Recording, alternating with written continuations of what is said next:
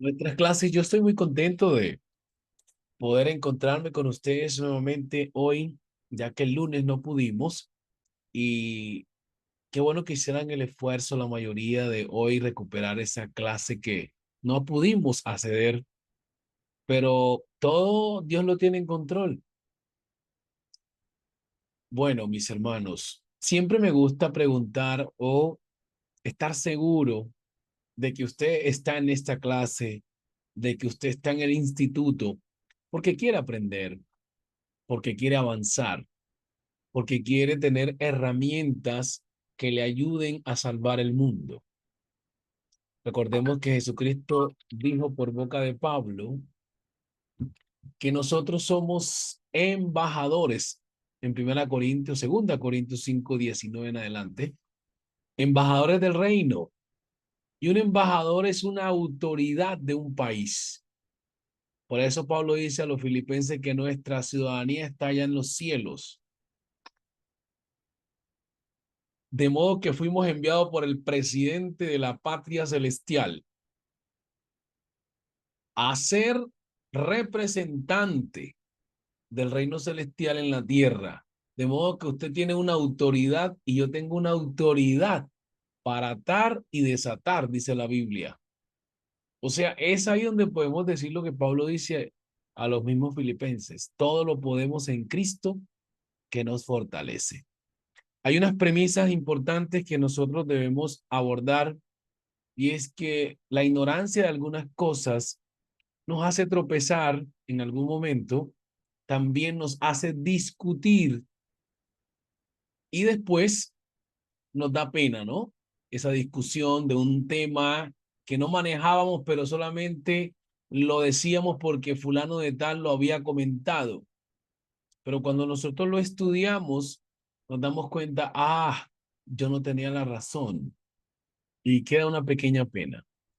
Por eso es importante que cada día nos capacitemos más en aprender quién es nuestro Dios, sus características, la iglesia, que es el cuerpo de Cristo en la tierra, y las funciones que tenemos nosotros como miembros del cuerpo en función del propósito de Dios en aras de conquistarlo para su reino y que Él pueda salvarlo. Hoy vamos a ver esta materia importante que es la historia de la iglesia, la que nos compete. ¿Por qué? Porque somos ese cuerpo y lo vamos a mirar de una forma didáctica para que el estudio sea bien práctico y de aprendizaje fácil. Si usted puede prender su cámara, lo hace y así mismo interactuamos. Voy a presentar aquí una imagen, una plantilla, para que vayamos leyendo y compartiendo esta clase que he preparado. Muy bien, vamos a ubicarnos aquí y voy acá directamente. Vamos con nuestro hermano Juan Carlos a estar leyendo de primera entrada. Luego vamos a tener hermanos también que van a participar leyendo versículos, así que tengan su Biblia a mano. Bien, nuestro Instituto Defensores del Nombre, la visión es capacitar a líderes, pastores en la defensa de la sana doctrina apostólica. Temas como la unicidad, el nombre del Señor, Espíritu Santo, etcétera. Para ello necesitamos estar bien nutridos y capacitados con versatilidad lingüística para poder explicar mejor las temáticas con respecto a nuestro Dios. Así que, hermano Juan Carlos, empezamos leyendo desde aquí. Amén. La descripción dice panorama breve de la historia del cristianismo desde su nacimiento hasta el inicio de la Edad Media, siglos I al VI. Ajá. Objetivos. Razones por las cuales es importante estudiar la historia de la Iglesia. Las fechas importantes de la historia de la Iglesia, Las las ocho. 8 fechas. Las ¿Sí? ocho. Ajá. Memorizar las etapas generales de la historia de la Iglesia. Tener conocimiento de algunos eventos y personajes principales de la iglesia del primer siglo, identificar una de las principales herejías que atacaron a la iglesia del primer siglo conocer el origen de la Iglesia Católica Romana y la Iglesia Ortodoxa Oriental, incentivar al estudiante a investigar más sobre la Iglesia por su propia cuenta, reconociendo el beneficio que conlleva para nuestra propia vida y ministerio. También que el estudiante se goce al descubrir el cómo fue desarrollándose la Iglesia y cómo Dios la bendijo, la guardó y la respaldó. Después de estos objetivos vamos a la introducción del curso y vamos a mirar la siguiente tabla. Amén. Hermano, dejamos ahí y vamos Amén. a meditar un poco aquí en los objetivos que tenemos. Bien, sabemos que tenemos unos objetivos ahí y precisamente de lo que usted leyó ahorita, hermano, y voy a tener que volver a compartir, cada uno va a dar una participación, unos dos o tres hermanos. Primero, aquí tenemos memorizar las etapas generales de la historia de la iglesia. Eh, Tener conocimiento de algunos eventos y personajes principales de la iglesia del primer siglo. Pregunto, hermano Juan Carlos, ¿tiene usted conocimiento de las etapas generales de la historia de la iglesia? En algunos aspectos, ¿tiene algunas fechas? Bueno, realmente Ajá, no tengo muy en mente la fecha porque no es muy fuerte, ya. pero sí tengo conocimiento de algunos padres apostólicos que después los apóstoles continuaron con el legado de la unicidad en ese tipo de monoteísmo, ¿no? Que Amén. fueron el padre Hermas, también Clemente, y después vinieron eh, los teólogos que fueron Sabelio, Sí, señor, amén. todos ellos. Estamos bien por ahí, sí, señor. Así es. Gracias, hermano Juan Carlos. Estas palabras pueden ser dichas por una persona que ha estudiado teología o al mismo tiempo una persona que le gusta investigar también y que le apasiona esa parte. ¿Por qué, hermano Dani Paus, es importante estudiar la historia de la iglesia, según su punto de vista? Dani Paus, ajá, La de Cristo, Dios les bendiga, hermanos. amén. Principalmente, pues el estudiar historia de la iglesia es para conocer el surgimiento de la iglesia primitiva y sus prácticas y cómo fue el desarrollo a través de la historia. O sea, para tener conocimiento acerca cómo inició, cómo se desarrolló y cómo sigue desarrollándose. Wow, excelente, muy bien, muy bien. Gracias, hermano Dani. Bien, hermano José Valle, ¿me escucha? Vamos bien, vamos muy bien. Hay buen conocimiento en esta clase. Reinaldo Villamizar Vargas, ¿me escucha?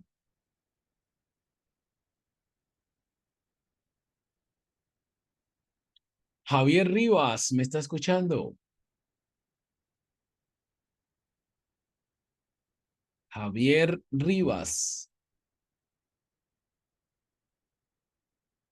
Creo que hay algunos que no Sí, me señor. alcanzan. Sí, señor. Sí, señor. Muy bien, hermano Javier, bendiciones. Amén. ¿Tiene algún conocimiento o ha escuchado algo de historia de la iglesia o vamos a aprender hoy? Cuéntenos. Sí, señor. Bueno, me disculpan, ahí no le enciendo la cámara porque estoy en la calle ahorita terminando una célula. Ya. Mi pastor, bueno, conocimiento en cuanto a la iglesia, sé que la historia de la iglesia como tal tiene que ver en parte de un señor llamado Constantino, ¿no? Que influyó Ujú, él en cuanto al tema de su doctrina católica ujú, y que la iglesia en esos tiempos fue martirizada. Hay una historia bastante oscura allí, donde la ujú. iglesia dieron muchas muertes, ¿no? Durante ese periodo de este señor llamado Constantino, que influyó su falsa doctrina, pero que la iglesia, luego grandes hombres de Dios empezaron a extenderse a lo que fue parte de los Estados Unidos, lo poco que conozco, pero la doctrina de la unicidad continuó, pues. Ese es Amén. el conocimiento que tengo pues hasta allí acerca de la Amén. historia de la iglesia. Gracias, hermano, por su aporte, hermano. Javier, les quiero contar que nosotros, por brevedad de tiempo, No vamos a ser tan amplios, pero sí vamos a ver bastante con respecto porque historia de la iglesia es amplio, bastante grande, pero sí vamos a dar las herramientas, los caminos, las luces para que el estudiante siga investigando más, porque es riquísimo, es de gozarse estudiar la historia de la iglesia. Un último aporte, hermano Joe San Martín. Amén. Aquí el hermano Juan Carlos manda también un aporte de los primeros líderes y escritores posapostólicos. Ahí está en el chat. Hermano Joe San Martín, ¿me escucha? Joe San Martín. Vamos a ver. Sí, hermano, Dios le bendiga. Disculpa Su que aporte, unos su problemitas aquí. aporte. ¿Tiene algún conocimiento con respecto de historia de la iglesia? ¿Ha escuchado? Sí, Y es hermano. importante estudiar, Sí tengo algo de conocimiento señor. sobre pues, los antepasados, la época apostólica, la época posapostólica, sí, Sí. los apostólicos y los nicenos, posapostólicos y los nicenos. Y ya en el siglo pues 20, a comienzo del siglo 20 y a principio o a final del siglo 19, pues Ujú. digamos, llamarlo, no sé si el renacimiento o el restauracionismo. Hay dos pensamientos que, bueno, que se Amén. vienen allí entre los historiadores y bueno, eso es lo que puedo decir. Gracias, hermano Joe San Martín. Muy bien. Vamos nuevamente entonces acá a la clase. Estamos solamente mirando los objetivos de lo que vamos a ir realizando en nuestro estudio en esta materia de historia de la iglesia. Vamos a ser muy prácticos porque a veces tenemos el conocimiento, no sé a quién le decía, de cuando la persona es autodidacta, es muy bueno ser autodidacta, pero el peligro del autodidacta es la falta de pedagogía en algunos puntos a explicar en un auditorio o frente a un rol, digamos, no sé, académico o de conversación. Entonces nos ayuda mucho en la técnica, es cuando llegamos a un curso como este, dependiendo también el profesor que tengamos, cómo nos da pues señales, pistas para nosotros irnos guiando. Bien, el hermano se quedó en la tabla de contenido. Ya vimos los objetivos y aquí uno de los últimos fue que el estudiante se goce al descubrir cómo fue desarrollándose la iglesia y cómo Dios la bendijo y la guardó y la respaldó. Bueno, después de estos objetivos vamos a la introducción al curso y vamos a mirar la tabla de contenido. Hermano, empecemos a mirar esa tabla de contenido. Este es un resumen que vamos a ir viendo hoy, que vamos a ir desarrollando en las otras lecciones. Esto es para que tengamos un panorama de lo que vamos a estudiar. Hermano Juan Carlos, nuevamente, venga hasta la tabla. Ujú. No le escucho muy bien al hermano A Juan ver, mi Carlos. hermano, sí. Ya. Vamos a ver, la tabla de contenido de la materia. Dice, en primer punto tenemos lo que es la introducción. En segundo punto tenemos nacimiento de la iglesia y su expansión durante el primer siglo. Tercero, acontecimientos sobresalientes y causas de expansión. Cuarto, características de la iglesia cristiana al final del siglo. Quinto, las persecuciones. Sexto, la generación de los padres apostólicos. Siete, la generación de los apologistas y polémicos. Octavo, los teólogos. Noveno punto, principales problemas de la iglesia en el periodo de la supervivencia. 10, la iglesia cristiana al final del siglo III. 11, el emperador Constantino. 12, principales controversias durante la supremacía de la iglesia. 13, surgimiento de la iglesia católica romana, la iglesia ortodoxa oriental, la iglesia copta y su jerarquía. 14, observaciones finales y el punto 15, que es la conclusión. Amén. Gracias, hermano Juan Carlos. Vamos ahora sí a dialogar. Bien. Ya después que vimos estos 15 puntos que vamos a estar desarrollando, tenemos que pensar en el primer siglo, pero antes de llegar al primer siglo, hay un panorama que es el de Jesús y los discípulos. Dentro de ese panorama estamos viendo que la ley todavía está imperando. Solo que Jesucristo trae la gracia, pero esa gracia no revelada a todos. Y Jesús empieza a enseñar acerca del reino de los cielos. Y dice, porque el reino de Dios entre vosotros está, refiriéndose al Dios manifestado en carne. Ahora, Jesús empieza a enseñar a los apóstoles todos estos misterios y algunas cosas que no les explicó, les dijo. Recuerden, cuando venga el Espíritu Santo, Él les recordará todo lo que yo les he dicho. Dice, y estará en vosotros. Incluso no se preocupen de lo que tengan que decir, hablar ante la gente de aristocracia, los grandes intelectuales, porque el Espíritu Santo les va a dar esa sabiduría y conocimiento. Y de hecho, el libro de los Hechos, valga la redundancia, es un libro que va emitiéndonos la información de lo que los apóstoles hicieron. Bueno, como primera parte, estudiar el libro de los Hechos. Si usted quiere apuntar en su libreta, al estudiar el desarrollo de la historia de la iglesia, es necesario y menester estudiar el libro de los Hechos. Esto como para la parte de la expansión, del desarrollo de la iglesia en su primera estructura. El libro de los Hechos es en la cartografía, digámoslo así. Es la carta del navegante, el GPS, para guiarnos nosotros a todo el recorrido que hicieron los misioneros, como estaba Pablo como principal, Bernabé, Marcos como ayudante, aparece también Timoteo como pastores, pero que también fueron acompañantes de Pablo, y aparecen muchos que él menciona. Hay un hombre que él menciona que le llama Decio, ¿recuerdan? Decio, me corrigen ustedes si no tengo el nombre claro, pero hubo alguien que le ayudó a escribir algo en la carta de Romanos, ¿sí es así? Y él dice que el compañero, la palabra es Tercio, tercio tercio. tercio es la palabra, mire, le puse yo de eso, tercio. Romanos 16:22. Amén, hermano River Benítez, que bueno, ahí está y lo veo, qué bien. Así es.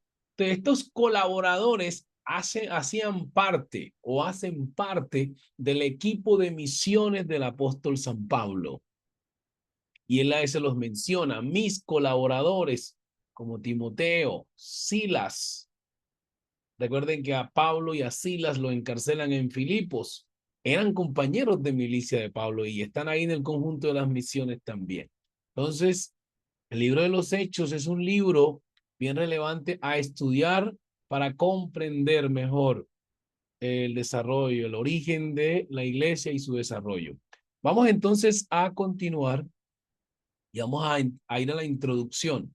Recuerden que estamos en este resumen de lo que vamos a estudiar paso a paso.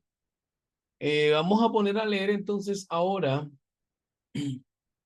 Vamos a buscar aquí a otro hermano que nos ayude con una parte. Hermano Javier Rivas, si puede leernos ya esta introducción. Despacio, bien claro, y vamos todos atentos. Amén, amén. Bueno, bendiciones. Saludos para nuestro pastor Maximiliano, cada uno de los compañeros. Introducción. Empecemos con una pregunta. ¿Por qué es importante estudiar la historia de la iglesia? Fortalece nuestra fe y nos motiva a la acción en la dirección correcta. Nos beneficia a nivel intelectual, emocional y espiritual. Hermano Javier, deme un par ahí, tan amable, un paréntesis. Bueno, Amén. gracias. La importancia, aquí estamos preguntándonos que por qué es tan importante estudiar la historia de la iglesia. Muchos creyentes como que no les interesa la teología y dicen que eso para qué, con tal que el Señor lo salve, pues. Pero a medida que usted aprende y conoce, su fe crece, usted se fortalece. Miren los beneficios, miren los dos beneficios que ha mencionado el pastor Javier. Fortalece nuestra fe, número uno. Dos, nos motiva a la acción. O sea, cuando usted entiende por qué la existencia de la iglesia, eso a usted le nace una motivación. ¿A qué? A la acción. ¿En dirección correcta a qué? a imitar lo que hizo la iglesia primitiva, que fue llevar el evangelio casa por casa. Y el hermano lo decía ahorita que viene saliendo de una casa, una célula. Entonces miren que es la importancia de entender, pues obviamente, qué es la iglesia como tal, su estructura, su desarrollo y las causas de su existencia hasta el día de hoy. Lo segundo, nos beneficia a nivel intelectual. ¿Por qué? Un ejemplo, alguien le pregunta a Oscar Méndez, hermano, ¿y cómo es el tema de la iglesia? Bueno, vamos a explicarte en resumen, la iglesia es esto, bla, bla, bla. Entonces, intelectualmente, usted es beneficiado porque alguien dice, ve, qué inteligente este hermano para hablar de este tema. Ah, porque lo conoce. Entonces, un beneficio importante es que es intelectual. Segundo, emocional, porque saber lo que significa la iglesia, sus funciones, pues emocionalmente me voy a sentir bien o me voy a sentir mal. Eso lo vamos a ver ahora. Y espiritual. Es que si entiendo la causa por qué existe la iglesia y las funciones que tiene dentro del globo terráqueo, pues espiritualmente voy a ser beneficiado o voy a tener un impacto en mi vida. Estos son los beneficios. En la introducción estamos viendo estos beneficios de estudiar la historia de la iglesia. Hermano Javier, puede continuar con los otros puntos. Amén. Nos ayuda a comprender la conexión entre nosotros y la iglesia del Nuevo Testamento, Ajá.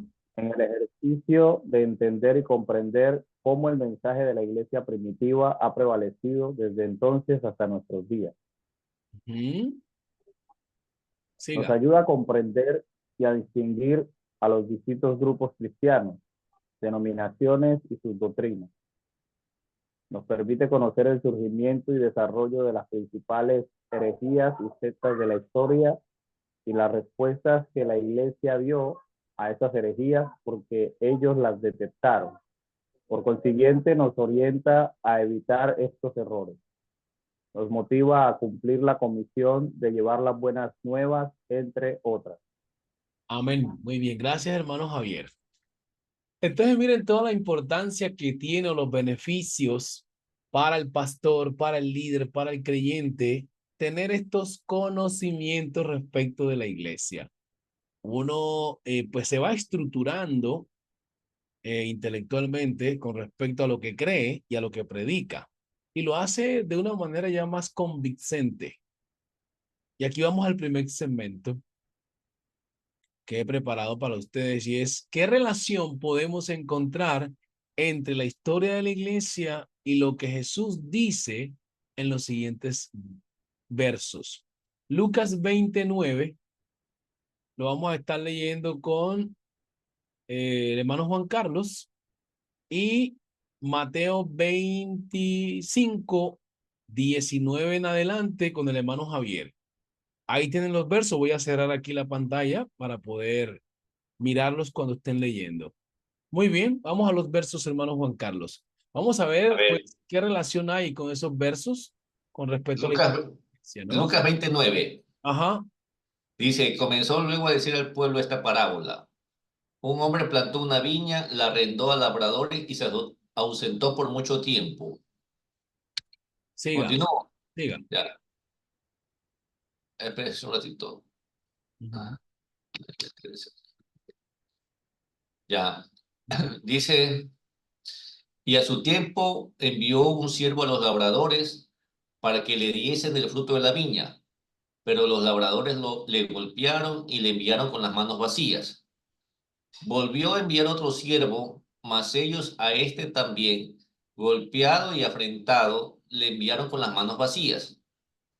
Volvió a enviar un tercer siervo, mas ellos también a este le echaron fuera herido. ujú, Entonces el señor de la viña dijo, ¿qué haré? Enviaré a mi hijo amado, quizá cuando le vean a él le tendrán respeto. ujú, Mas los labradores, al verle, discutían entre sí, diciendo, este es el heredero, venid, matémosle para que la heredad sea nuestra. Y le echaron fuera de la viña y le mataron. ¿Qué pues les hará el señor de la viña? Continuamos. Sí.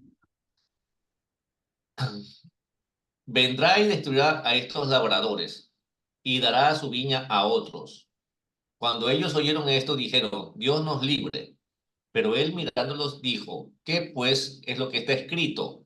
La piedra que desecharon los edificadores ha venido a ser la cabeza del ángulo. Gracias, hermano. Amén. Bien, los lectores, vamos a preguntar. Estamos buscando si hay alguna relación entre lo que Jesús está diciendo con esta parábola en cuanto a la iglesia. Jesús estaba hablando de la iglesia en esta parábola, hermano Jorge Agustín, ¿qué dice usted? Vamos a ver. Amén, hermano. ¿Qué dice usted? ¿Había leído esa parábola? Sí la he leído, pero no le he puesto como el contexto como para deducirlo en cuanto a la historia Ya, muy de bien, la muy, iglesia. muy bien. Mire que vamos a comprender muchas cosas que hemos leído en el Nuevo Testamento y a veces uno no los comprende, no entiende. José Valle, ¿qué dice? ¿Por qué Jesús cita esa parábola? ¿Tiene alguna Ah, relación con la iglesia? Ajá, bueno, hermano, yo me voy a Mateo 16, donde dice, sí. de cierto te digo que tú eres Pedro y sobre esa roca edificaré tu iglesia. Y también me voy a Efesios 2:20, donde dice que edificado sobre el fundamento de De apóstoles. eh, mi profeta, siendo la principal piedra del ángulo Jesucristo mismo. Entonces sí creo que está hablando de la iglesia. Pero esa parábola que menciona ahí de los labradores, de la viña, a eso es lo que nos Ah, referimos. La que leyó el de hermano la- Juan Carlos, sí, que si tiene alguna relación con la iglesia. Miren el bueno, panorama. creo que es con Israel. No es con Israel, me parece que es con Israel, ¿no? Ya, está bien. Vamos, estoy poniendo aquí como para que despierten el cerebro un momentito. Voy a ponerles acá nuevamente en la imagen de lo que pusimos aquí. O sea, segmento 1. ¿Qué relación podemos encontrar entre la historia de la iglesia y lo que Jesús dice en los siguientes versos? Aquí estamos como preguntándonos y vamos a ver si la hay o no la hay. Yo les voy a explicar ahora, pero quiero escuchar sus opiniones, porque sé que han leído esa parábola. Hermano Juan Carlos, usted mismo que leyó, a ver, ¿qué dice? Hermano, yo pienso que esa parábola tiene una aplicación para el pueblo, está más dirigido al pueblo de Israel, pero tiene también una aplicación para la iglesia, porque Ya, trasciende desde Israel para la iglesia, o sea, para mí engloba los dos pueblos. amén. Muy bien. Bueno, a partir de esa premisa vamos a explicar. Jesús enseñó el reino de los cielos en parábolas, ¿recuerdan? En parábolas, pero ahí estaba explicando el reino. Esas parábolas se las explicaba a los discípulos. Entonces, los discípulos sí comprendieron a profundidad lo que es el reino de los cielos, sobre todo fueron llenos del Espíritu Santo. Ahora, ellos tenían la responsabilidad de hacer las misiones. Si ustedes notan que nuestros puntos que tenemos es que cuando estudiamos la historia de la iglesia, pues nos motiva o nos impulsa. Creo que es el punto número 14. Voy a ubicarlo acá para que lo puedan chequear. El número 14 de nuestro objetivo, los objetivos, sí. Aquí. Dice, donde dice la gran comisión. Nos ayuda a comprender la gran comisión. ¿A dónde era? Bueno, pero aquí lo tengo en esos objetivos. Es que cuando nosotros estudiamos historia de la iglesia, pues eso nos impulsa a realizar la gran comisión y desarrollar lo que es la predicación de la palabra. Entonces los discípulos, ellos entienden que tienen que hacer las misiones cuando Jesús resucita. Les dice, vayan por todo el mundo y prediquen el evangelio a toda criatura. Bien. Entonces, esta parábola está refiriendo a los profetas que anunciaron acerca del Mesías, el Salvador. Dice que algunos los mataron. Luego, estos profetas que anunciaban el Cristo que vendría, pues el mismo pueblo lo rechazó, algunos los mató. Ahora, esta metáfora que utiliza el Señor es que el padre de familia, siendo él mismo, por eso las personas trinitarias se confunden si no aplican la metáfora. Jesús está hablando de un padre que tiene un hijo, pero es el mismo ser cumpliendo diferentes roles. Voy a repetir el término. El mismo ser cumpliendo diferentes roles en diferentes escenas para un solo propósito. El mismo ser cumpliendo diferentes roles en diferentes escenas para un solo propósito. ¿Cuál es? Rescatar a la raza humana del pecado, de la muerte y la condenación. Muy bueno, así es. Y hay que explicarles así porque, imagínense, hermano Juan Carlos. Entonces, nosotros que comprendemos con la mente unicitaria, no nos complica, no se nos complica saber que Dios, Jesús es el Todopoderoso, que es el Padre y es el mismo Hijo. Entonces, en la función de Padre, manda a su Hijo. Esto simplemente es un término lingüístico para explicar la acción salvífica, no es más, no es que haya un cambio, no es que haya una diferencia de seres, no es simplemente un término lingüístico para explicar la función de ese Dios en la acción de salvar la raza humana. Por eso a veces yo pienso que a nosotros nos ha faltado es léxico para explicar la unicidad en momentos, para hablar de la doble naturaleza de Cristo, que son simplemente términos para explicar el propósito de Dios. Porque a Dios no se puede explicar. Repito, a Dios no se puede explicar ni se puede estudiar. Dios es infinito. Lo que nosotros hacemos es estudiar algunas de sus características y funciones. En ese ejercicio, Dios nos ilumina la mente para comprender que Él es el Todopoderoso y que lo puede hacer todo, y que lo que la mente humana le pone razón y lógica, a veces no puede comprender porque en Dios no cabe la lógica, sino en algunos aspectos. Entonces, si no cabe la lógica ni la razón, ¿cómo hago para entender a Dios? Te lo revelo hoy. Por la fe. La fe no admite razones. ¿Cómo es que un Dios que tú no ves, tú lo estás siguiendo? Para los griegos eso es una locura. Y entonces lo dice a los corintios. Para la palabra de la cruz es locura a estos griegos que se pierden. Pero a los que se salvan, eso es poder de Dios. Es una locura. Que Alejandro el Grande, el gran conquistador, sí puede ser un Dios. Pero como Jesucristo que muere en una cruz como un malhechor sea el Salvador. Eso es una locura para los griegos. ¿Se ve? ¿Por qué ellos dicen, por qué Pablo escribe ese texto a los corintios? Pues los corintios son griegos. Ellos tienen al gran Alejandro, el conquistador. Usted sabe que cuando hay un personaje insigne de un país, lo ponen como monumento. Como en Colombia, usted va a Cartagena, hay un monumento de Gabriel García Márquez. ¿Sabían? Los que han estado ahí por Cartagena. ¿Por qué? Porque es un insigne del país. Aquí en Honduras tienen uno que se llama Francisco Morazán, que son personajes insignes para recordarlo y hacer memoria. Entonces, Pablo está hablando del Salvador, que es Cristo, y los griegos dicen, no, esto es una locura porque para nosotros un líder es como Alejandro el Grande, pero no Jesucristo que, bueno, Simón Bolívar para Colombia y Venezuela, y etcétera. Entonces, ¿cómo es que Jesús, el que muere en una cruz, al que lo escupieron, al que se burlaron de él, va a ser el Salvador? Eso es una locura. Ahí vamos comprendiendo un poquito el texto sagrado, el por qué se escribe y para qué se escribe. Esto en la parte de la exégesis y la hermenéutica. Pero bien, estamos jugando con estos términos para ir entendiendo, porque estudiar la iglesia, el desarrollo de la historia de la iglesia nos va a ayudar muchísimo a comprender el Nuevo Testamento también. Muy bien.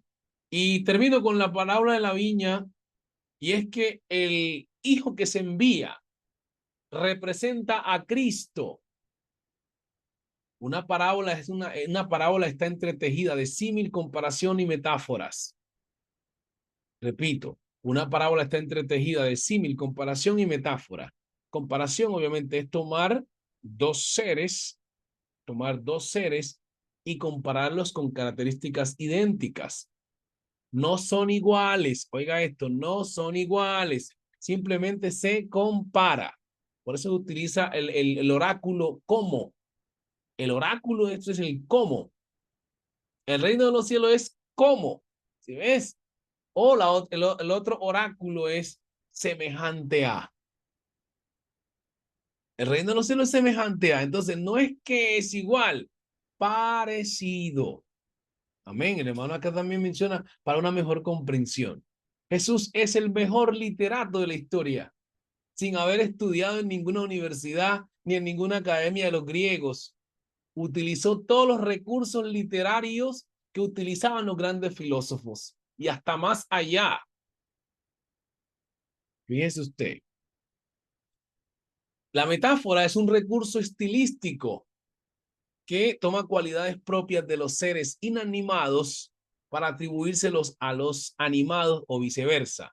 Como por ejemplo, si el Señor puede hacer hijos a Abraham aún de estas piedras. Eso es una metáfora, no es un símil o comparación. O sea, hay que diferenciar entre un símil y comparación. Entonces, Jesús, explicando el reino de los cielos, comparó a los trabajadores de una viña y de un gran hacendado que contrata obreros. Los obreros serían los profetas que anunciaban el Cristo que vendría. Isaías habla del siervo sufriente, habló del Mesías que sería maltratado. Aquí está hablando Jesús de él mismo. Pero ¿en cómo? En metáfora. ¿Cómo? En parábolas. Algunos entendían, pero como decimos en Colombia, se hacían los locos. Algunos entendían. Mire que dijeron, líbrenos Dios. Esa palabra líbrenos Dios es como una pequeña luz diciendo, este es el Mesías que había de venir. Esta parábola la entendemos porque esa gente que estaban allá en el Sanedrín no eran cualquier personas, habían escribas. ¿Qué era un escriba? ¿Cuál era el papel de un escriba? Mano River Benítez.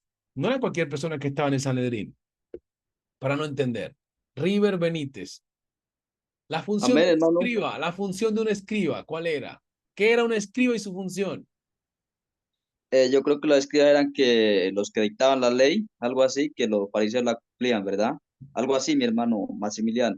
Bien, bien, gracias por su idea. ¿Alguien más? Reinaldo, ¿me escucha Reinaldo?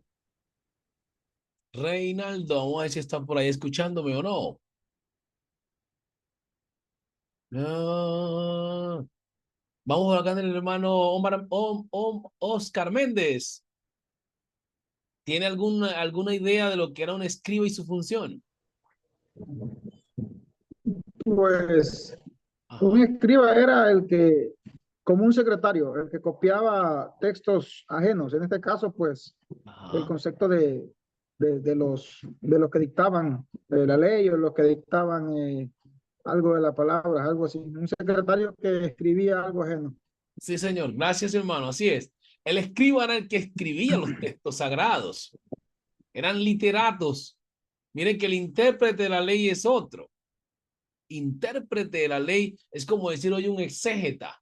Es una persona que te revisa el escrito y te dice, aquí hay un error ortográfico, de alguna manera. O interpretar también es como decir, mira, yo entiendo que esta parábola representa esto o que esta ley aplica a esto o que esta ley no sirve para el pueblo o que esta ley sí sirve para el pueblo. Ese es un intérprete de la ley. Académicos, dice el hermano. Sí, el hermano Juan Carlos también mencionó en el chat, pueden ir mirando. Dice, académicos que copiaban y escribían y contabilizaban y clasificaban. Así es. Un escriba, cuando cometía un error, volvía a redactar todo. No es como nosotros que hacemos un tachón o algo así. No, no, no. Volvían a redactar todo. Miren la paciencia que tenía un escriba. Todo de nuevo. Están los fariseos. los fariseos eran los que dictaban las leyes y de alguna manera buscaban también, y ahí hermanos están poniendo allí en el chat, pueden ir mirando, los fariseos, miren lo que dice en el capítulo 3 de San Juan. Esto lo estoy dando como una idea porque tenemos que ir revisando estos personajes que están en el Nuevo Testamento y que van a ir apareciendo a lo largo de la historia y se convierten también en momentos en enemigos de la iglesia. Ustedes recuerdan que llamaron a Pedro en un momento dado y le dijeron, les exigimos estrictamente que no le enseñen al pueblo de ese nombre. ¿Qué personas eran, hermano yo de San Martín? ¿Eran romanos los que le dijeron eso a Pedro y a Juan? Les rogamos estrictamente que no le enseñen más a nadie ni al pueblo en este nombre. Perdón, que no, es que tengo que aquí.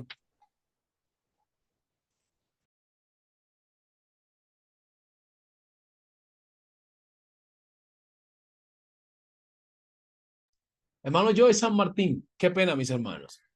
Sí, señor. ¿Qué grupo de personas eran? Porque había grupos en ese tiempo estaba el Imperio Romano que imperaba en ese momento y yo no sé si fueron ellos. Voy a ser el que no sé, mejor dicho, voy a ser el que no sé para que usted me ayude. El ¿Quiénes fueron Sanedrín. los que le dijeron a él? ¿Quién, hermano? El Sanedrín. El Sanedrín, preciso. ¿Sí ven cómo vamos hablando? Gracias, hermano. Vamos hablando de la historia de la iglesia, los acontecimientos, personajes, y tenemos grupos religiosos que también fueron enemigos de la iglesia y hay que buscarlos por qué. Jesús les pone la parábola y se refería precisamente a la iglesia también que él. Por eso marca un antes, un durante y un después. Esa parábola marca tres cosas: un antes, un durante y un después. Antes, en los profetas que anunciaron del Mesías. El durante, que Cristo estaba enseñando el reino de los cielos y la gracia para salvar al ser humano. Y el después, lo que viviría la iglesia representada por los apóstoles. Eso no lo tengo en las notas, me llegó ahorita como luz.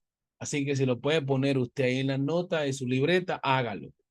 Entonces, uno va dándose cuenta que no era cualquier persona que habían en el Sanedrín. Entonces sí entendían.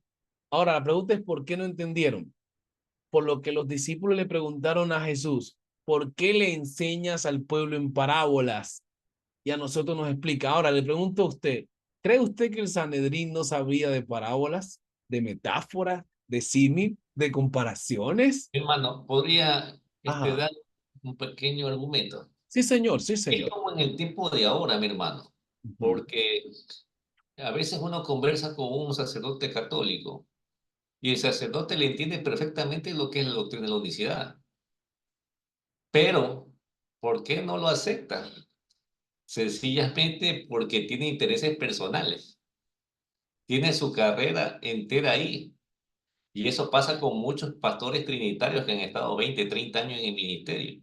Conocen perfectamente la doctrina de la unicidad, pero no lo aceptan. ¿Por qué? Porque dicen que perderían toda su carrera y su fuente de sustento. A veces hay esos motivos, mi hermano. Bueno, esos podrían ser unos por qué, ¿no? Sí, así es. Y uno se pregunta es por qué estos fariseos no entendieron. La Biblia dice que el Señor también permitió que le fueran vendados los ojos o la parte cognitiva para entender, ya que Jesús tenía un propósito con los discípulos que ellos pudieran propagar el mensaje más vehemente. La función de Jesús, por así decirlo, sobre todo era rescatar a la raza humana de los lazos del enemigo a través del evangelio, el que predicarían los apóstoles. Entonces, el Señor se dedicó a enseñarles el reino de los cielos a ellos. Y él dijo, después voy a venir a vosotros y estaré con vosotros. Ahora estoy con vosotros y estaré en vosotros. O sea que no los voy a dejar solos. La tarea continúa. me voy a meter en ustedes para continuar la tarea, el trabajo. Entonces, esa es una señal de que Dios siempre ha estado con y estará con la iglesia, estará con nosotros. Amén. Vamos entonces a continuar. Muy bien, vamos a ir mirando. Teníamos aquí, creo que estábamos acá. Sí, en la introducción. Aquí era que estábamos en este punto. Nos motiva a cumplir la comisión de llevar las buenas nuevas, entre otras. Ahí está, sí, señor. Ya vimos esta primera parte. La otra habla de la parábola de los talentos, que se refiere a lo mismo. No lo vamos a leer por encimita, hermano Javier, porque ya creo que más de uno la ha leído y la conoce. Léalo, hermano. Amén. Dice, después de mucho tiempo vino el señor de aquellos siervos y arregló cuentas con ellos, y llegando el que había recibido 5 talentos, trajo otros 5 talentos diciendo, Señor, 5 talentos me entregaste, aquí tienes, he ganado otros 5 talentos sobre ellos. Amén. Y su Gracias, señor hermano. le dijo, Hasta ahí.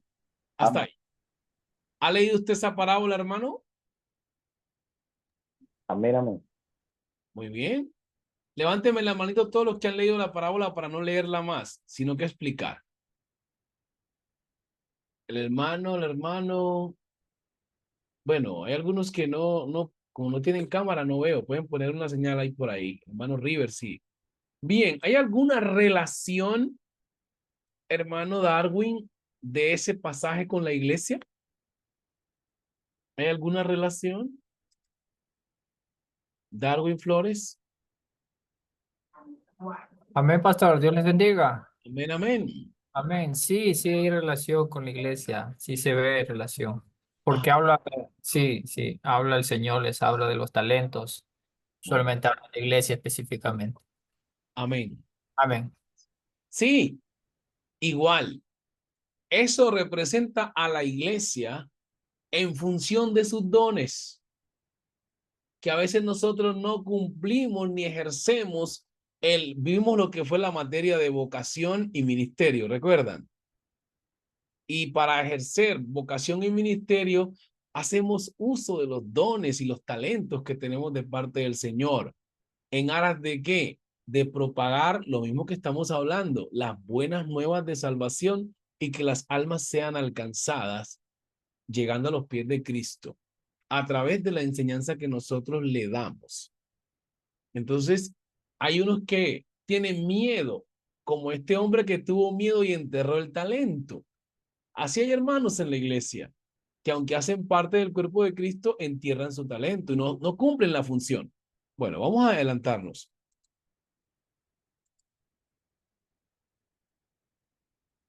Sigamos leyendo aquí, hermano Javier.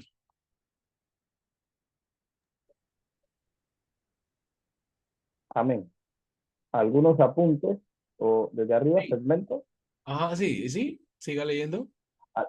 Algunos apuntes. Jesús mencionó ser amo y señor de la iglesia, es decir, que a él pertenece. Alguien Mateo mencionó este 13. versículo ahorita, ¿no? Que dijo al hermano José Valle, él mismo lo va a leer ahora. José Valle va tomando ese versículo. Siga leyendo, hermano. Pensando en ella antes de la fundación del mundo. Efesios 1, verso 3. Hermano Omar Méndez va a leer este verso hasta donde yo le diga. Ajá, sigamos. Características. En términos anatómicos, es mencionada como el cuerpo de Cristo. Romanos 12, verso 4 al 8. Bien, lo va a leer Darwin. Y ahí dejamos, ahí vamos a seguir ahora.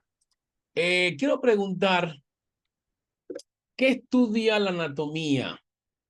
Hermano, vamos acá a buscar aquí. Danny Pauch, ¿me escucha? Amén, hermano. ¿Qué estudia la anatomía? Estudia principalmente las partes del cuerpo del ser humano o ya sea pues de un ser vivo. Exacto, muy bien. Entonces dijimos, en términos anatómicos, la iglesia es el cuerpo de Cristo. Y pusimos unos versos bien importantes para aclarar por el que nosotros a veces hablamos de la iglesia, hablamos de estos versículos y no sabemos que Pablo era un biólogo, digámoslo así. Pablo era un hombre muy letrado.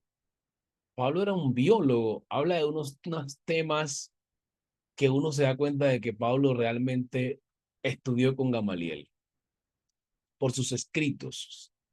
Bien, vamos a mirar el primer verso que está en San Mateo 16, verso 18 con el hermano José Valle, y luego cada uno de los versículos que le tocaron. Hermano José Valle. Jesús habló de ser amo, dueño y señor de la iglesia, ¿no? Amén. Yo también te digo que tú eres Pedro y sobre esta roca edificaré mi iglesia y las puertas del Hades no prevalecerán contra ella. Amén. Gracias, hermano.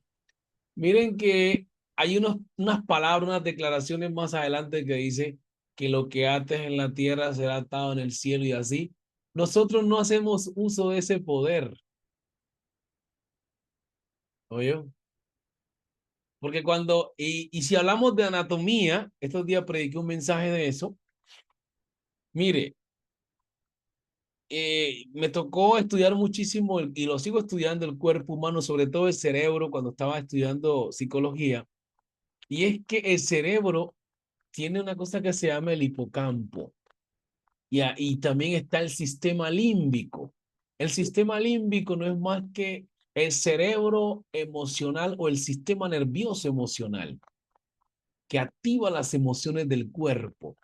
Pero también está el sistema nervioso central que tiene lo que es la médula espinal y ahí son como una especie de ramificaciones que las pudiéramos llamar comparativamente como cables eléctricos.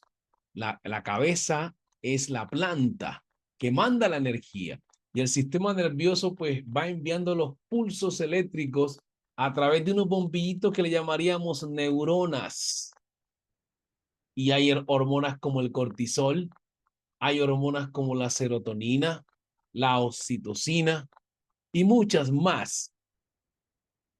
La dopamina y así sucesivamente. La oxitocina es la hormona de la felicidad, la alegría, la tranquilidad y la paz. Hay personas que te producen oxitocina. Amén. La oxitocina, por ejemplo, si yo me encuentro siempre con el hermano Omar y me echa bromas y reímos, cuando él hace eso, a mí se me produce oxitocina, o sea, la hormona de la alegría. Me siento contento. Si tengo estrés, se me quita, al menos por ese momento. Entonces, a eso le llamamos personas que suman a nuestra vida. Pastor, una pregunta con respecto a eso. Sí, señor. Eso se da por estímulos, ¿no? Externos. Sí, señor, estímulos externos, correcto, a través de los sentidos, Ok. estímulos externos a través de los sentidos. Por eso es que yo le decía a alguien decía, no, hermano, es que yo vi una mujer bonita y a mí no me da nada. Tú estás mintiendo. A un psicólogo no le mentiría, que estudió el cerebro, le mientes, no le puedes mentir. Lo que dice Pablo es, me es lícito, pero no me conviene. Los sentidos dicen es algo agradable. No estamos diciendo que hay morbosidad. No, ahí no hay morbosidad, sino que tú dices, esa persona es agradable físicamente. ¿Qué es lo que está detectando la vista? Que es algo agradable. Ahora, hay otro paso, el paso de la curiosidad. Ahí sí hay un problema. Tú ves todo, porque si no tienes que andar con gafas negras o con los ojos cerrados y se va a caer la gente. Ahora, si usted anda así, el día que los abra, ¿qué pasa? Peca. El día que los abra, peca. Entonces, los estímulos, como el hermano mencionó ese término, externos siempre se van a dar. Y no me digas que no, porque hay personas que tú ves que automáticamente te genera un impacto. Y tú dices, uy, o así mismo pasa también otra persona que te ve a ti y genera un impacto. Y como que dice, esta persona la he visto antes. Quizás no dice nada, pero internamente dice, le he visto antes. ¿Dónde? ¿Dónde lo he visto? Y empieza el cerebro a rebobinar. El hipocampo empieza a trabajar en la zona de los recuerdos. La memoria a largo plazo. Y lo Y del bueno, esto sistema cognitivo, disculpe. que usted había nombrado anteriormente, que eso tenía que ver con la enseñanza, de acuerdo a la manera que la persona la percibía, algo así parecido, no me acuerdo muy Sí, bien. sí, señor, así es. Y miren que Pablo era un experto en ello. Pablo dice que, y mira esta parte importante, que la iglesia es el cuerpo de Cristo, Cristo es la cabeza, lo vamos a ver ahora. Aquí vamos a empezar a estudiar ya lo que es la iglesia, para luego empezar a desarrollarnos en el recorrido histórico. Pero tenemos que tener claro qué es la iglesia, porque a veces ni sabemos esto, lo poderosa que es la iglesia. ¿Sabía que tenemos órganos vitales en nuestro cuerpo? Órganos vitales. Menciona un órgano vital, hermano Francisco. O sea, que son órganos que indispensables para la vida. Hermano Francisco, un órgano vital. Riñón. El riñón. Vamos a ver, porque a alguien se le quitan un riñón, sigue viviendo. Corazón, Dígame, mi sí, hermano. sí, sigue viviendo. Entonces no sería, es vital, pero no tan vital, digámoslo así. corazón ya. El corazón sí, porque usted con un riñón sigue todavía. Pero si el corazón se lo quitan, no, señor. El hígado, dice, ahí está en el chat, hermano. Menciona el que está poniendo en el chat. Me gusta porque al menos dan aportes por ahí. Porque como, miren que estamos hablando del cuerpo de Cristo y nunca explicamos a la gente que lo que Pablo está hablando es en términos anatómicos. Entonces habría que explicarle un poquito a la gente de la parte anatómica que mencionó el hermano Dani para que la gente reciba el Espíritu Santo cuando estés predicando. La gente dice, ¿cómo es que la gente recibió el Espíritu Santo con un mensaje de biología? Cuando comprende lo que va a comprender ahora. Te lo voy a explicar. Y resulta que la gente está sentada en la silla escuchando nomás y todo el mundo está como callado y usted dice, pero nadie está diciendo amén. Hermano, es que están digiriendo esa información y se está causando una cosa que se llama implosión. La implosión es una cosa interna que se está inflando y después viene la explosión cuando llega la revelación. Entonces Pablo está diciendo, Cristo es la cabeza, o sea, si le cortan la cabeza a alguien ya no vive. Todos los órganos están conectados al cerebro, todos. Lo que se llama, tenemos los glóbulos blancos, glóbulos rojos, tejidos epiteliales, etcétera. Ahora bien, la sangre, en la sangre están ¿qué? Los glóbulos rojos. La hemoglobina no es más que el pimento, en lo que pimenta la sangre, no es más. Eso es la hemoglobina. Ahora, una persona carente de hemoglobina lo que va a hacer es anémico. ¿Esto qué representaría? Es que no está teniendo una buena función de la diástole y la sístole del corazón. Algo está fallando.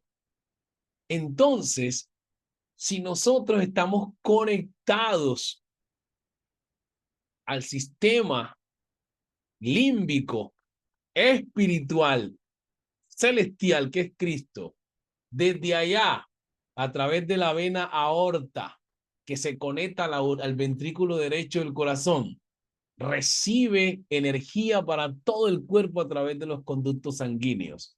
¿Qué representa esto? Que cuando usted y yo oramos, nos conectamos directamente a esa fuente sanguínea espiritual. Y usted, aunque está desanimado, recibe energía y se levanta de ahí hasta para hacer ejercicio, pero ejercicio espiritual, porque Pablo dijo, el ejercicio corporal para poco es provechoso. Entonces, ejercítate en la palabra, en el conocimiento. Entonces, usted sabe a dónde ir a buscar qué. Glóbulos blancos que son la defensa del organismo. ¿Dónde encuentra usted glóbulos blancos? En el ayuno. Hablo de glóbulos blancos espirituales, ¿no? En el ayuno. Que cuando vienen los ataques al organismo espiritual, hay defensa. No, que están hablando de mal de José Valle, ¿qué es esto y esto? Ah, de Jesucristo también hablaron. Tiene buenas defensas, buenos glóbulos blancos, porque tiene ayuno. No, que es que mira, que el pastor no te está usando casi como que No sé, hermano, vete para otra iglesia. Y usted dice, no, yo aquí no me muevo, porque aquí tengo que pasar mi prueba. Porque tiene, ¿qué? Glóbulos blancos, tiene buena hemoglobina. Antes bien en el culto danza más, ahora canta con más alegría. Tiene buenos glóbulos rojos.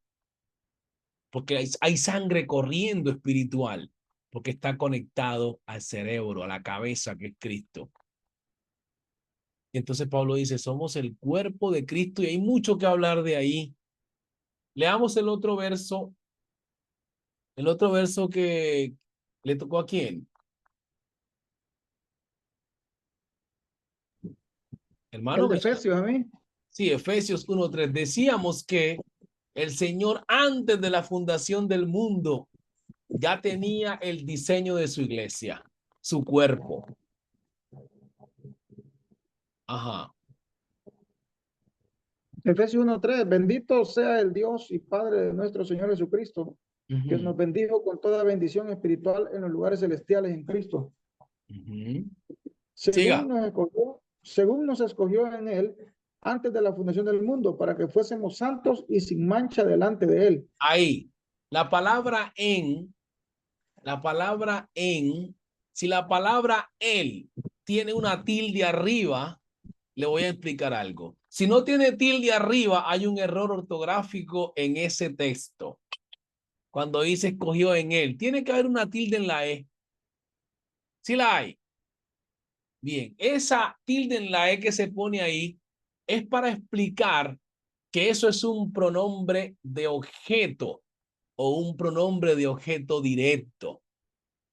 Los pronombres de objeto directo es en quien recae la acción. Y los pronombres personales son los que realizan acción y siempre van en primero de la oración. Pero los pronombres de objeto siempre están al final, antes del verbo. Entonces aquí se le pone tilde para diferenciar. Nos escogió en él, gramáticamente hablando, es que la preposición en significa dentro de. Entonces quiere decir que usted, Dani, Jorge Agustín, Francisco, ustedes estaban dentro de el cerebro, la mente, la cabeza, que es Cristo, antes de la fundación del mundo. Esto es poderoso porque antes que yo naciese, ya el Señor me tenía en su mente. Oh, para que fuese un predicador, para que fuese salvo. Esto es un privilegio grande. Por eso debe haber motivación para servirle, porque antes de la fundación del mundo, Él te escogió, me escogió. Y dice para que fuésemos santos y sin mancha delante de Él. En otras palabras, sí, nacimos, estuvimos en el mundo, algunos, otros no. Y Él mismo se encargó de limpiarnos, ponernos vestido nuevo y integrarnos a su cuerpo, que es la iglesia. Leamos el otro verso. ¿A quién le tocó el otro versículo? Jorge Agustín era. ¿A quién era? Vamos a compartir entonces. No. ¿A quién era, hermano? Eran 3 versos. Ténganlos ahí siempre para que... Eran 3. Romanos 12:4-8. Ah, no, sí, este era. Romanos 12:4-8. Entonces léalo, hermano. Amén. Dios los bendiga. El hermano era Darwin, exactamente, sí. Amén. Dios los bendiga. Amén.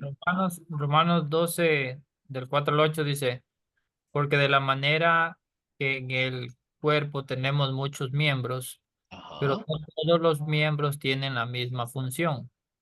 Así nosotros, siendo muchos, somos un cuerpo en Cristo, y todo miembro los unos de los otros, de manera que, teniendo diferentes dones, según la gracia que es dada, si en él de profecía, úsela conforme a la medida de la fe. Ahí, hermano, hasta ahí, dejémoslo ahí. Amén. Aquí viene un problema con el tema de los dones, que la gente no lo ha estudiado. Hay gente que tiene dones y se vuelve loco con los dones, si me permiten este término. Si tiene el don de ciencia, anda viendo algunas cosas y diciendo, dice el escritor, si tienes un don, úsalo de acuerdo a la medida de tu fe. O sea que usted tiene el don y ahora tiene que incrementar la fe.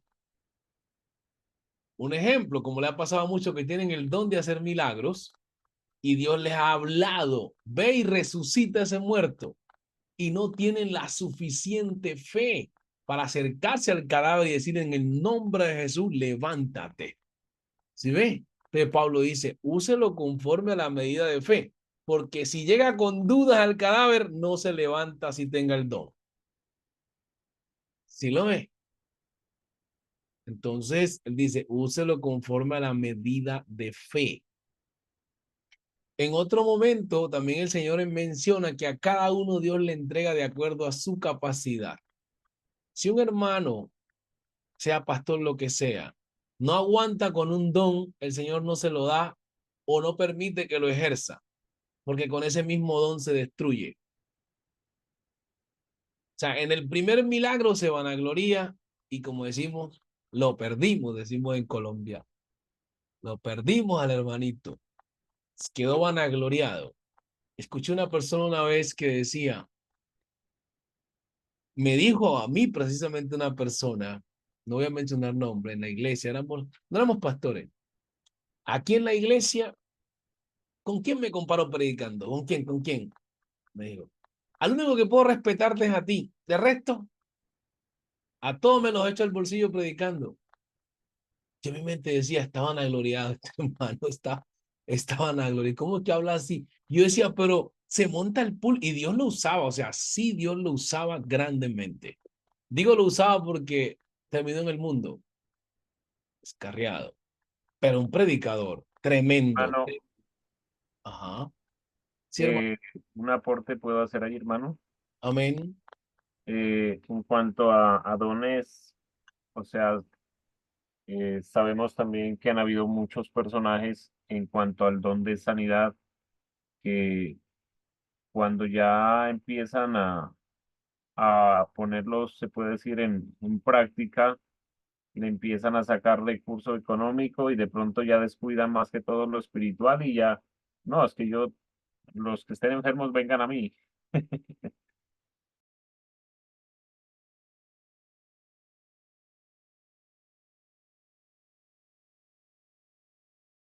Sí, mi hermano, así es, así es. Pasa mucho, pasa mucho. Como los que tienen el don de ciencia. El don de ciencia, hay hermanos que lo tienen. Y el problema es cuando usted permite ser consultado en lugar de Dios. Ahí se vuelve un vidente, como dicen los dominicanos. Soy un vidente. Bueno, el hermano Alejandro no está hoy, que es dominicano, pero yo escuché. Hermano, ¿le puedo hacer una pregunta ahí? Sí, señor. Eh, o sea, pues es como una inquietud, no más que todo, porque Ajá. de pronto una persona puede tener un don, en el caso, por decirlo así, a ver, ¿cómo le explico? Porque muchas personas le preguntan acerca de o le comentan algo o no sé, eso a qué refiere por decir que una persona, por decir, es bastante consultada, pero de pronto la persona no sabe qué don tiene, o sea, ¿cómo se puede interpretar eso, hermano? Uno tiene que analizar las consultas. Ejemplo, hay gente que le va a pedir consejo, pongamos un ejemplo, al hermano Jorge Agustín, y le preguntan, si la iglesia tiene 50 miembros, los 35 van y le piden consejo al hermano Jorge Agustín, y casi no le piden consejo al pastor. Y la gente testifica que la respuesta que usted dio, los consejos que dio, son de bendición, que les ayudó. Significa que el don de la sabiduría se está manifestando en su vida. El don de la sabiduría. Y eso se da con las evidencias de las personas que están testificando de que las palabras que usted, y usted a veces usted mismo dice, pero Hermano, yo ni leo mucho, ni estudio mucho. Yo no sé dónde me salen esas palabras. Ahí usted tiene que ir observando que es el Espíritu Santo que está dando esa palabra de sabiduría a través de un don. Entonces, ¿qué tiene que hacer el líder o el creyente? Arrodillarse, orar, ayunar y decir, Señor, ¿qué dones que tú me estás dando? El de sabiduría, el de ciencia. Y el Señor se lo aclara. Y usted lo sigue ejerciendo. Yo recibí un don y tuve que decirle al Señor una vez, yo necesito que este don sea evidente, que yo esté conciso de que tengo esos dones. Y así de esa manera Dios se lo confirma.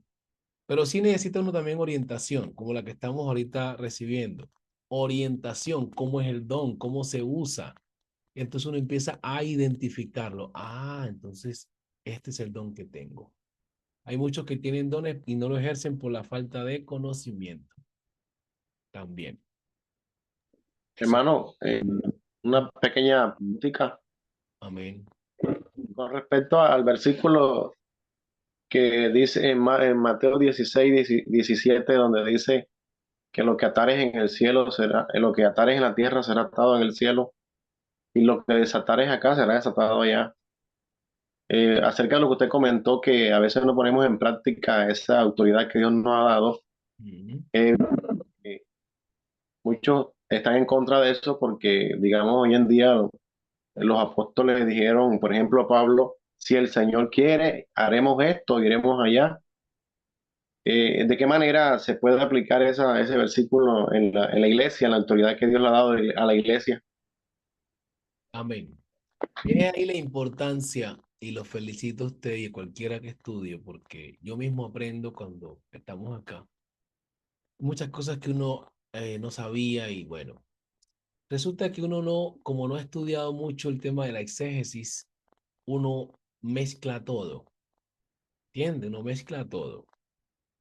Los discípulos eran prácticos a la hora de hablar.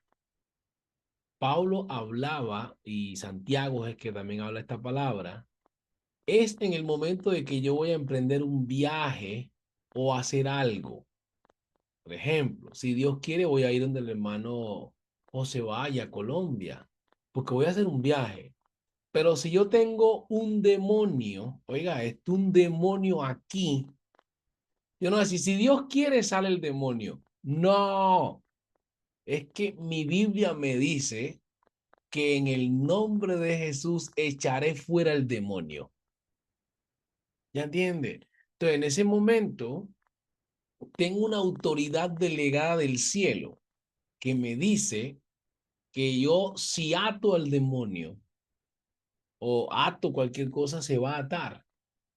Y si digo desatar significa como liberar, ordenar para que alguien sea libre.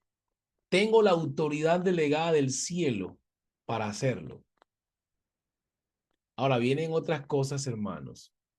Y es que hay momentos en que hay demonios que no salen y están enseñando algo porque he escuchado testimonios de que oraron por un demonio y no salió. Pero que vino otra persona y oró por ellos y el demonio salió. Perdón. Uno dice, ¿será que yo no estaba preparado? ¿Estaba mal? ¿Qué sería? Viene otro caso. Es que también Dios tiene personas en momentos, no todo el tiempo, específicas para hacer un milagro específico. Ustedes recuerdan que una vez predicó en Samaria Felipe con un poder tan grande que los demonios salían de la gente. Mano, Termino, ahí yo termino creo la idea, que no se olvide, termino la idea. Pero la gente no recibió el Espíritu Santo.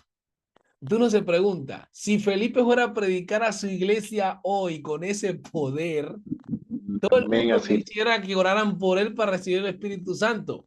Pero resulta que Felipe oró por la gente y no lo recibieron. Y Siempre me pregunté, viene Pedro y Juan y nomás ponen la mano en la gente y lo reciben. Uno dice, ¿será que tenía más poder que Felipe? No, señor. Lo que hablé ahorita para sintetizar. Personas específicas para un milagro específico. Y el texto que leí el hermano Darwin nos dice todo. Dios usa a sus miembros como Él quiere, para lo que Él quiere. Hermano Jorge Agustín, ahora sí. Ahí dijo el versículo, o sea, la idea mía era, o lo que yo siempre he analizado y lo que he escuchado de muchos pastores es, no es lo mucho que uno puede hacer, sino lo que Dios, o en lo que Dios te quiera usar. Sí, señor. Sí, señor.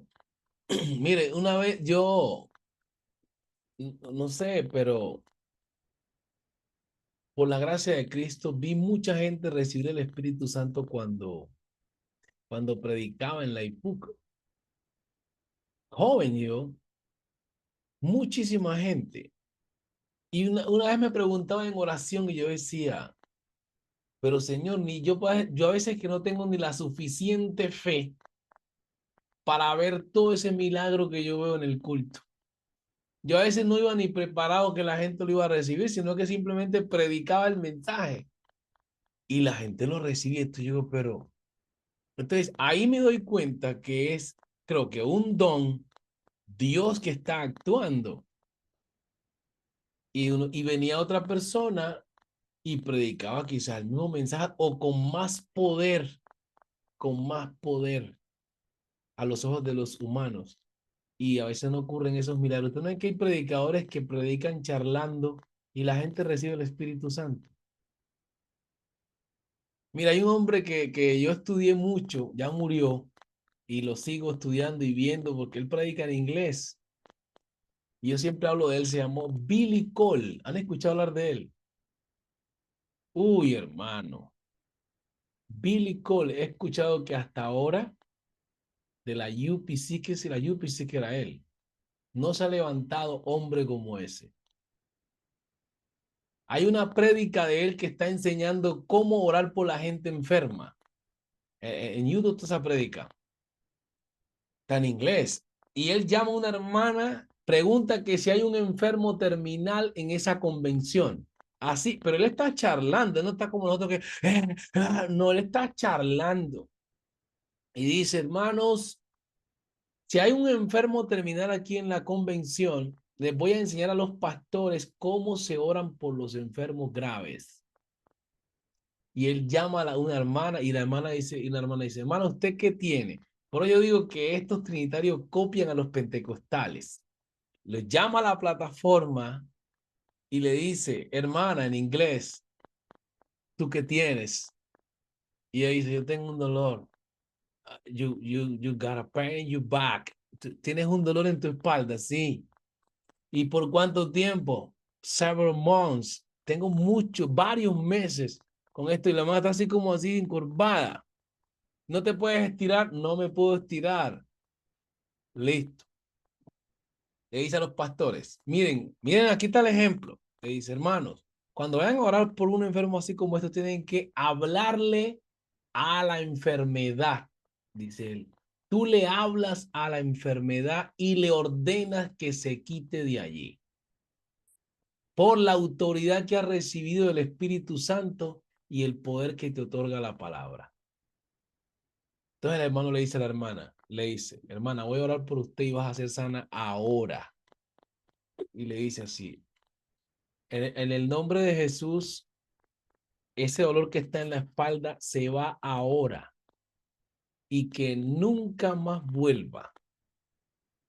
Y mientras él hace esa oración, le pone la mano en la cabeza y dice, pones la mano y no la puedes quitar hasta que des esa orden. Está orando ahí, pero claro, que ese hombre está muy ungido. Está orando ahí, lo toma el Espíritu Santo al pastor y empieza a hablar unas lenguas y a hablar y a reprender. Y cuando la suelta, la hermana está danzando, danza como por ahí, hablan en lengua y se derrama el Espíritu Santo en esa convención. Y demora como unos 5 a 6 o 10 minutos el derramamiento del Espíritu Santo. Luego él manda que todo el mundo se calme. Oiga esto.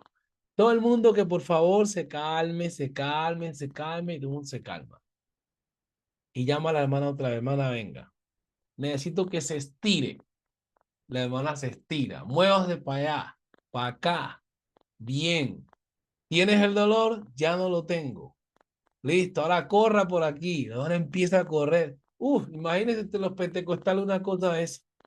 Otra vez el derramamiento del Espíritu Santo.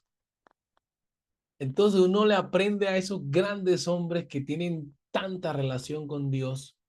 Y él dice, él es el que dice ahí en esa predicación, dice, pero si Dios no te ha dicho que ores, tú no puedes orar.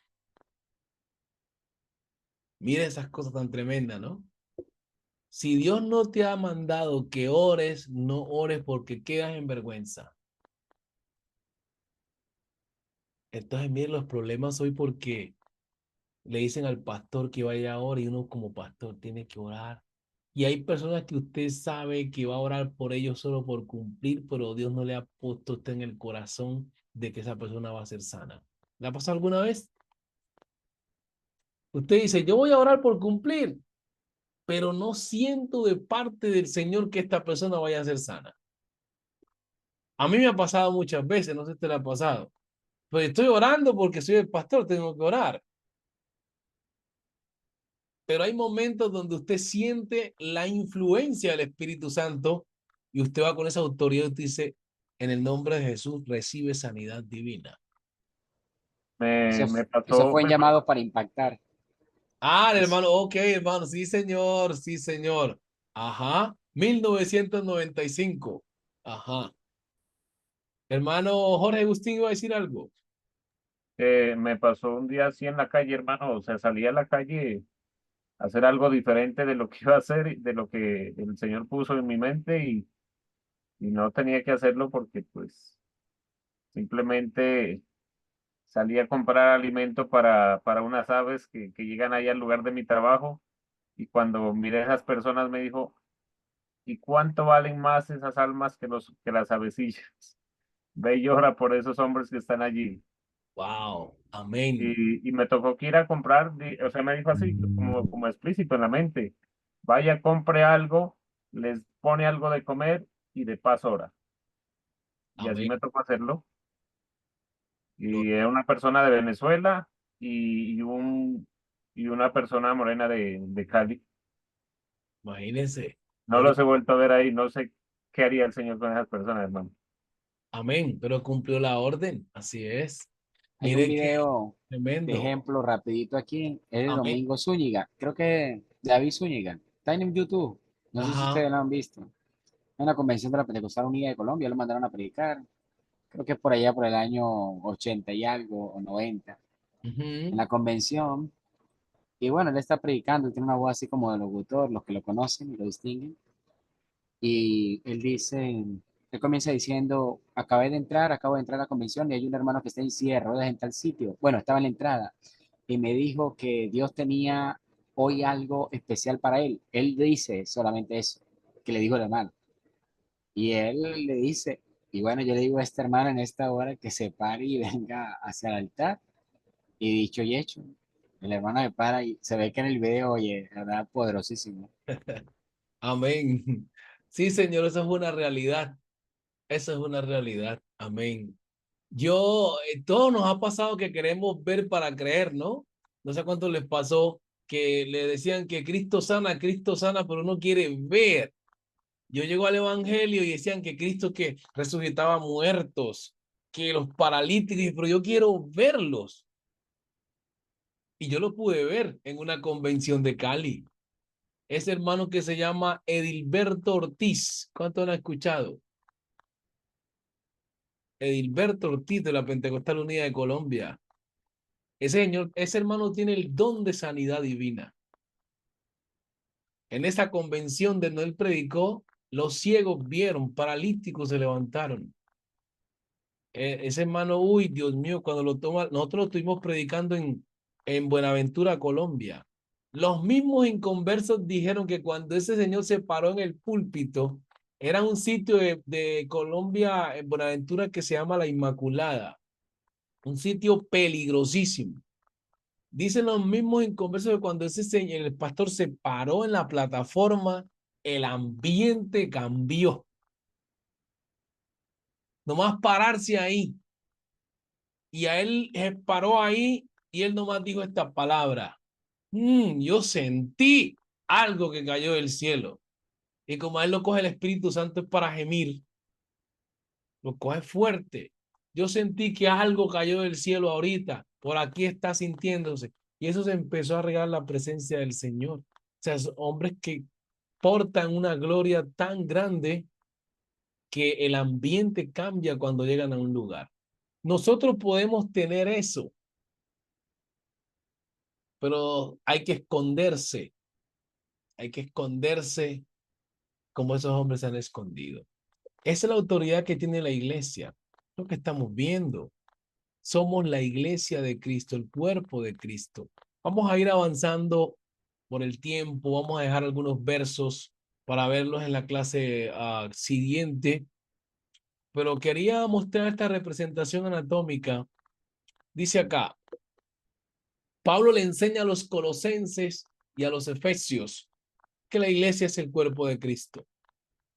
Esa definición anatómica muestra el aspecto biológico de Cristo, que Cristo le da vida a la iglesia como cabeza. Ya lo expliqué ahorita. Y está en Efesios 4, 15 al 16. Leamos eso, por favor. Y aquí tengo una representación de que usted se mantiene fuerte cuando está conectado a la cabeza, recibiendo, por supuesto, todo lo que tiene que ver la energía espiritual. Hermano Juan Carlos, léame ese versículo de Efesios 4, 15 al 16. Amén. Ajá, ¿qué dice? Efesios 4, 15 al 16. ¿Ya? Sino que siguiendo la verdad en amor, crezcamos en todo en aquel que es la cabeza, esto es Cristo, de quien todo el cuerpo, bien concertado y unido entre sí por todas las coyunturas que se ayudan mutuamente, según la actividad propia de cada miembro, recibe su crecimiento para ir edificándose en amor. Amén. Entonces, si ven las definiciones anatómicas que pone Pablo en el aspecto biológico, algo tan hermoso que le está diciendo que tenemos que estar conectados, interconectados. Hay una cosa que se llama tejido conectivo. Entre esos tejidos tenemos tejido epitelial, que es la piel, la dermis. Tenemos el tejido adiposo, que es la grasa, y así sucesivamente. Entonces nosotros como cuerpo estamos unidos. Por eso no entiendo cómo es que a veces la iglesia del nombre se separa. Se separa en concepto de que si usted no está aquí o no pertenece a acá, entonces usted no es la iglesia. No, porque no han entendido la definición que da Pablo con respecto al cuerpo de Cristo. Cuando se entiende esto, se eliminan los términos, si usted no está aquí, no está allá, no se salva. Porque si la cabeza es la que nutre todo el cuerpo, mientras nosotros tenemos conectado a la cabeza, somos la iglesia. Independiente del rótulo que usted tenga. Y eso es lo que lo hace sentir tranquilo y en paz en cualquier lugar del mundo. Bien, vamos avanzando más rápido por el tiempo. Bien. Hermano, léame aquí, por favor, hermano Juan Carlos. Para realizar un estudio didáctico, práctico y de fácil aprendizaje, debemos empezar por dividir la historia de la iglesia en etapas, con sus respectivas fechas y acontecimientos, en consecuencia, los protagonistas, las escenas y además los capítulos a estudiar. ¿Cómo dividimos el inicio y desarrollo de la iglesia hasta hoy? Ajá. Se divide Aquí. Se divide de la siguiente manera: antigua, medieval y moderna. Recordemos estos 3 puntos. Antigua, medieval y moderna. Así se divide toda la historia de la iglesia. Ahora lo vamos a explicar detalladamente. Siga, hermano. Ya, ¿cuáles fueron los tiempos en que cada una de las etapas de la iglesia? Iglesia antigua, periodo 6 siglos. Inicia y toma punto de partida en el siglo I y termina en el siglo VI. Mira ahí, qué punto relevante. Esta es la primera sección. tenemos los 3 puntos arriba, las 3 etapas en que se divide la iglesia, el desarrollo histórico de la iglesia, antigua, medieval y moderna. Ahora, la primera acá es la iglesia antigua, que la ponemos como el primer período. 6 siglos, del 1 al 6. Bien, siga el segundo, hermano. Ven. Dice iglesia medieval, Ajá, medieval sería. periodos 9 siglos. Ujú. Su inicio comienza desde el año 600 hasta 600 antes de Cristo o 600 después de Cristo. 600 Sí, después de Cristo, ajá. ya. Hasta 1517. Ajá. Ahora, una nota aquí. Recuerden que cuando hablamos de siglos, siempre decimos siglo 6 hasta el 15, no ponen el 17. O sea, los años que pasan de más no los ponen. A veces también cuando decimos 1490, pues se dice siglo 15 aproximado. Son lenguajes históricos, ¿no? Ajá. Siga, mi hermano. Iglesia moderna. ¿Hermano Juan Carlos? ¿Qué pasa con el hermano Juan Carlos? Se le fue el micrófono, hermano. Amén, ya. Y Ya, la iglesia moderna desde el año aquí está ya. 517 hasta la fecha de hoy. Ajá, sí, señor. Acá. Dice 3 grandes etapas de la iglesia. La antigua, medieval y la moderna que acabamos de ver, ¿sí? Dice, ¿cómo estudiamos el primer cuadro de la iglesia? La manera más clara y comprensible es que comprendamos las diferentes secciones y sus tiempos respectivos. Ejemplo, aprendamos los 3 tiempos y recordemos cuándo inicia y finaliza, me imagino. Sí. Primero, la iglesia antigua. Se estudia desde el siglo I hasta el siglo VI. La iglesia medieval, del siglo VII hasta el siglo XV. La iglesia moderna, desde el siglo XVI hasta el día de hoy. Lucas 14, Lucas 1. Uno. Vamos a leerlo con Francisco Abad cuando le diga. Léame, hermano, aquí. Este va a Dice ser, desarrollo. ¿no? Ajá. En primera instancia vamos a ir detallando paso a paso lo que ya hemos mencionado. Ejemplo, ¿qué investigamos y aprendemos en esta sección de la iglesia antigua? Dice que la iglesia antigua podemos mencionar que inicia en el siglo I y finaliza en el siglo VI. 3 puntos importantes a tener en cuenta. Primero, la expansión de la iglesia, que va desde el año 33 hasta el año 100. Y sería este cuadro del primer siglo. Aquí investigamos todos los acontecimientos como las ventajas y desventajas de la iglesia y los procesos, etc.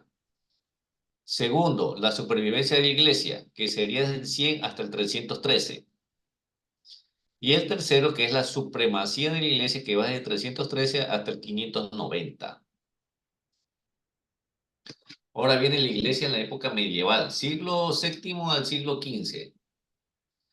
¿Qué estudiamos y aprendemos en la época de la iglesia medieval?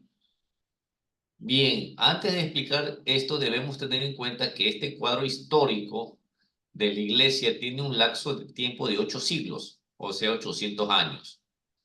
Y aquí tenemos la aparición del Sacro Imperio Romano. Es importante estudiar el Sacro Imperio en 2 partes. Primero, el Sacro Imperio Romano que va desde el 590 al 800. Y segundo, las luchas de la iglesia y el Estado que va del año 800 hasta el 1517. Amén. Dejémoslo ahí, hermano.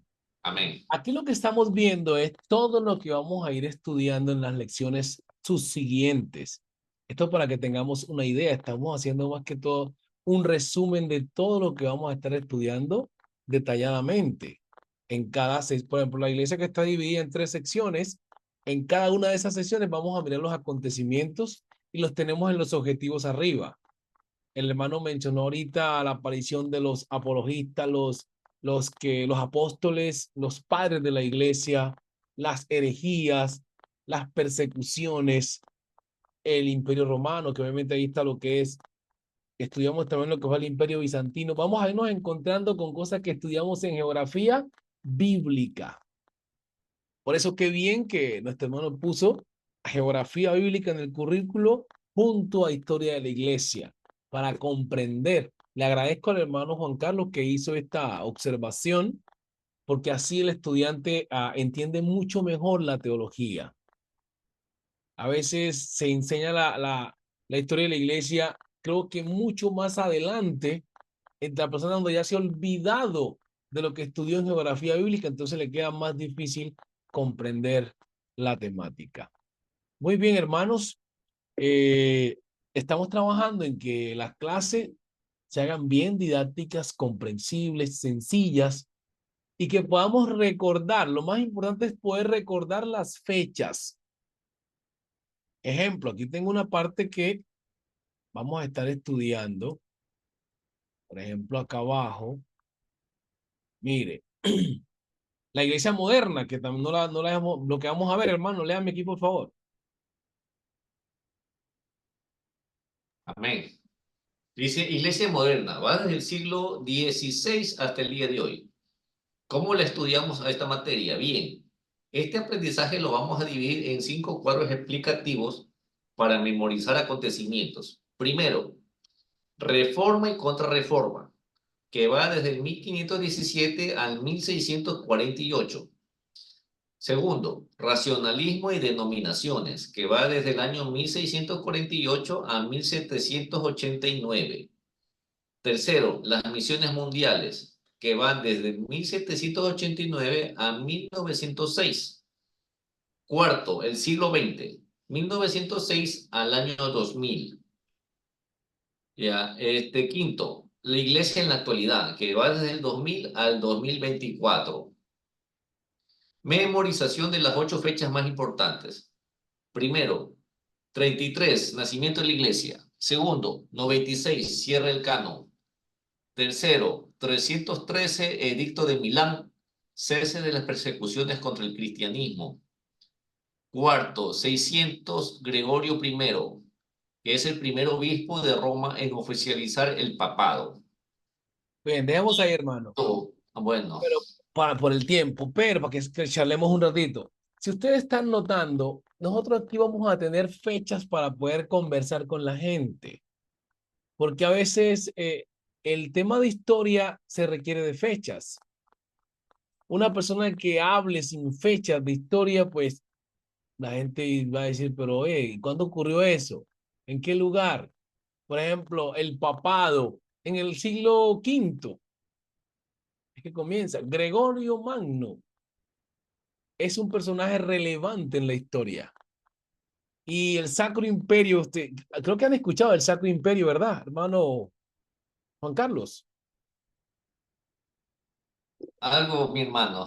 Ajá. ¿Quién ha escuchado aquí el Sacro Imperio? Dígame algo por ahí alguien. El hermano Joel San Martín, que participe. Amén. Es bien investigador, hermano, así que ¿tiene alguna noción del Sacro Imperio? Amén, bien. Miren, el Sacro Imperio es una cosa tan tremenda porque hasta el día, eso uno dice que se adormece, pero eso que se terminó, no se terminó. Eso sigue. Voy a mostrarles aquí más o menos lo que tiene que ver con el Sacro Imperio, vea. Es la agrupación política y compleja y cambiante surgida en el corazón de Europa en la Alta Edad Media. Entonces, si ustedes saben que cuando estudiamos la escolástica, vimos que en la Edad Media precisamente aparece la escolástica, que es como el sentido de querer academizar el cristianismo, ¿no? O que las personas que enseñan el cristianismo sean académicos. Y si usted nota, los que tienen toda esta primacía es el Imperio Romano a través ¿qué? De del sacerdocio y el papado. Este Sacro Imperio tiene que ver la unión del poder político con el cristianismo. Mira lo que pasa aquí. Entonces uno dice, ¿se acabó eso en el siglo XVI o XIX? No. Sigue pero adormecido porque la Iglesia Católica sigue teniendo su injerencia. Con otras formas más sutiles, mi hermano. Sí, señor, sí, señor. Porque, por ejemplo, ahorita tiene la hegemonía no solo en la parte religiosa, sino económica. Que aunque mucha gente desconoce, la Iglesia Católica en Italia prácticamente tiene todos los servicios comprados. Tiene inversiones a nivel mundial en petróleo, en agua, luz, teléfono, internet, y en cuestiones de hasta de los bancos internacionales. Son dueños. Imagínate, hermano, ¿Ya? tremendo. Entonces, es un poder que ha cambiado de forma en este siglo, pero que sigue teniendo una hegemonía. Y como usted dice, está un poquito medio escondido, pero Ah, llegará el momento que va a resurgir con mucha más fuerza y dictatorial. sí, señor, sí, señor. Entonces, mire lo que vamos descubriendo. Gracias, hermano Juan Carlos. Miren lo que usted le va ahora a su mente a decir que investigue. Tenemos tarea para investigar, así es. Así es. Miren lo que la mente nos va a decir que tenemos que investigar. A darnos cuenta, y si usted va notando, ahora cuando entramos a la parte moderna, el predicador moderno, ¿qué busca ahora en la televisión, en el YouTube? Hacer reír a la gente, que le agrade a la gente. Usted no ve que todos los predicadores de hoy hacen así como que, y están predicando y se mueven y dice que está sintiendo no está sintiendo nada. ¿Entiende? Pero como la gente le gusta eso, hay unos que salen como que, no sé si suelte esta palabra, no sé si la suelte, no sé si la suelte, suéltala, suéltala, suéltala. Entonces, son personas como que tienen una oratoria para motivar, para cautivar al auditorio y la gente le Llamar la gusta ese atención, predicador. ¿Cómo, hermano?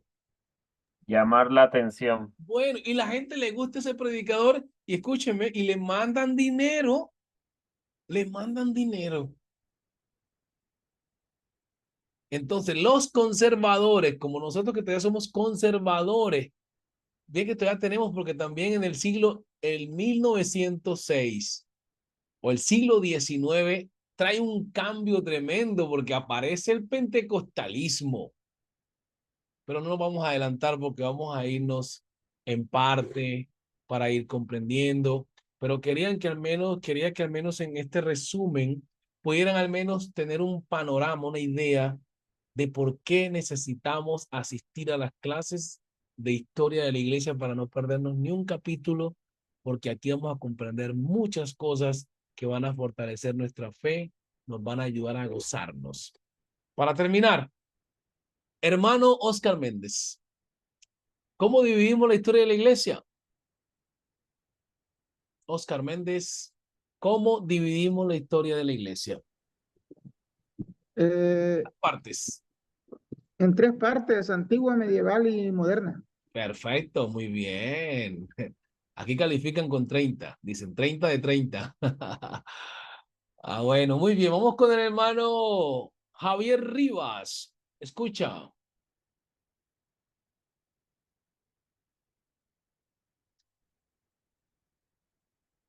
Javier, ¿me Sí, está escuchando? señor. ¿Sí? Sí, señor. Bien. Voy a hacer una pregunta que es un poquito dura, un poquito durita. Cuénteme, pastor.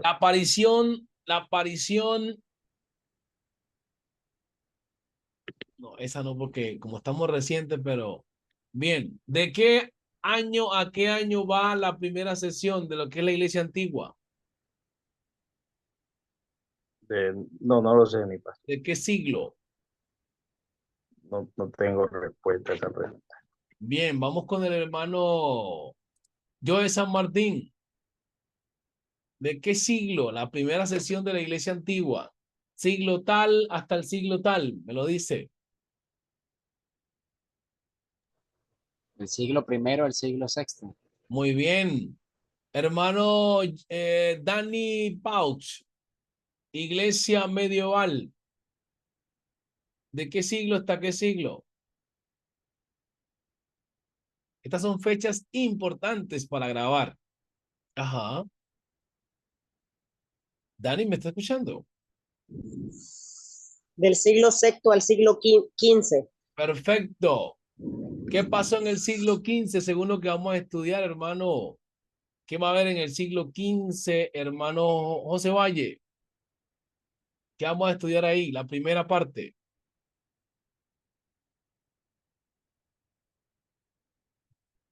River Benítez, ¿qué vamos a estudiar en el siglo XV?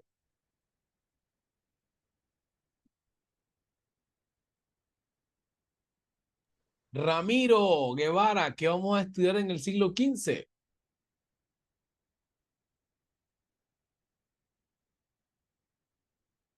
Ramiro Guevara, no me escucha tampoco.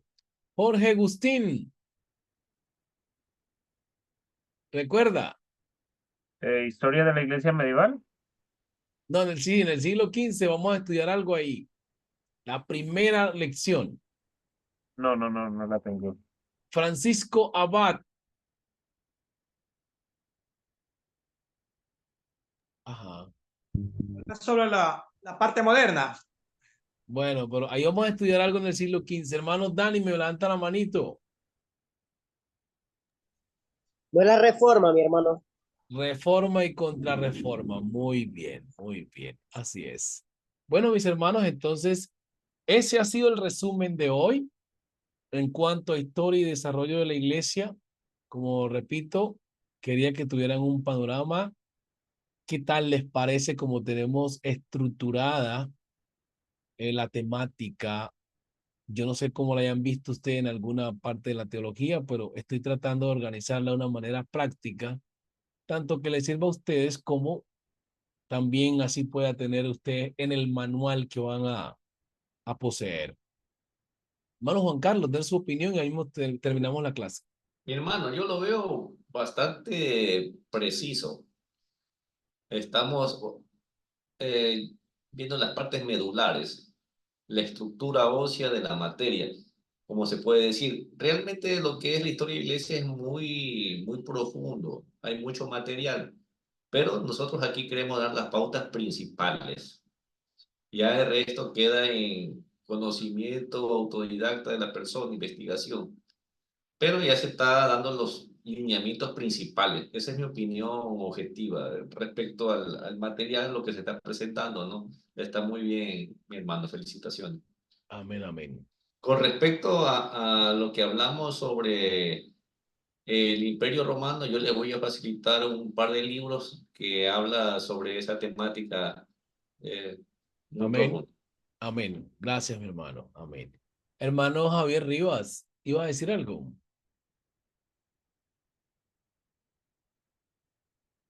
Creo que no. Entonces, hermano Juan Carlos, puede terminar ya la clase y nos vemos el próximo lunes con la ayuda del Señor. Bueno, vamos a orar para despedir ya esta clase que ha sido de grandes bendiciones. Señor Jesús, gracias te damos por esta oportunidad que tuvimos de tener un conocimiento, Señor, sobre esta materia. Gracias, Señor, porque cada día vamos incrementando nuestra formación. Te pido que tú lo sigas bendiciendo y guardando a nuestro hermano Maximiliano y asimismo a todos nuestros compañeros y hermanos en Cristo Jesús. Que nos guarde y nos proteja, Señor. Amén y amén. En tu nombre santo. Amén. Bendiciones para todos mis hermanos. Que tengan feliz noche. Dios le bendiga. Amén. El Señor Jesús les bendiga. Amén, amén.